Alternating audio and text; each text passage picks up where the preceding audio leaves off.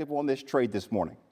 Well, I think it's very interesting on a couple of levels. Number one, if you're the Dallas Mavericks, clearly you lost all faith in Luka Doncic. That's a story that's going to follow Luka for a long time. You're 25 years of age, your career, not just this season, but a career, 28-point-per-game scorer, a 28-8-8 player. You just guided the team to the NBA Finals, and they're saying sayonara to you. Why would they do that at the age of 25, scheduled to be 26 at the end of the month? It's because of his constant conditioning issues, the lack of focus and discipline when it comes to keeping himself in shape. This is a kind of thing that they talk about. Then when you look at the Dallas Brass, yes, you have head coach Jason Kidd. Yes, you have president of basketball operations and GM Nico Harrison. Let's keep that name, Nico Harrison, in mind.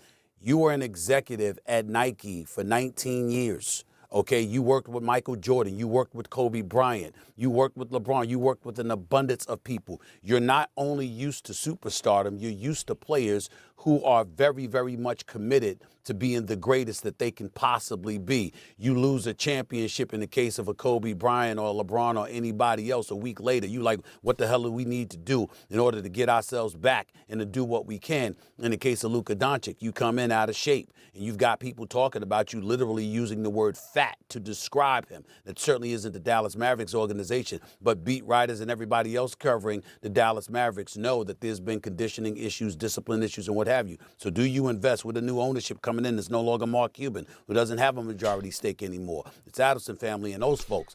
3 or 5 years, over in excess of $325 million, that was an investment that they were hesitant to make. That's the Luka Doncic side.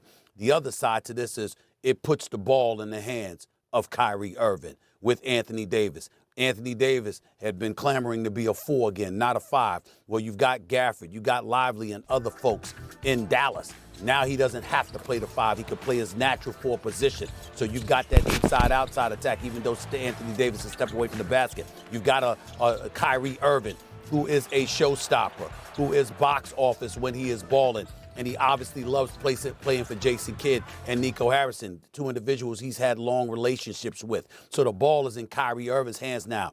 Unlike Luka Doncic, let's understand that Kyrie Irving is a champion. Kyrie Irving helped LeBron James win the championship. He almost helped Luka win the championship and helping them get to the finals last year, averaging what he was averaging throughout the postseason. So you've got that element there. And then in Los Angeles, you look at Anthony Davis. He's gone now. It's LeBron James, one of 2 players in the NBA with a no-trade clause, him and Bradley Beal. If you're LeBron James, do you look at this team as a championship squad with conditioning issues and what have you involving Luka Doncic? We don't know what LeBron James may decide to do. Does he want to stay in L.A.? Is he going to ask to exercise that no-trade clause or ignore it and just say, hey, let's move on. Let's move on to a different situation because I don't know if I'm going to win a championship right now.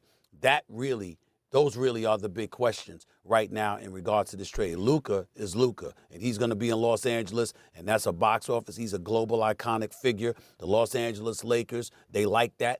And they know that they have somebody with box office appeal. So he is the future. LeBron James is the present and the past in the Lakers' mind right now. What will LeBron James do about that? That's a huge question mark, and that's where the intrigue lies. So all I'm hearing is they treated that man like Zion. They gave him the Zion treatment without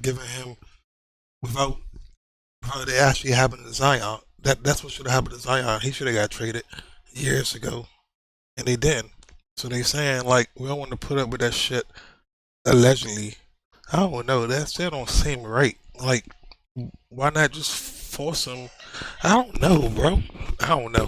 I would have to see what Kyrie Irving have to say, or somebody on that team to see what they really feel about that, because that just seemed kind of off. But just wanted to give y'all another update real quick. Again, leave y'all comments down below, and I'll catch you guys next time.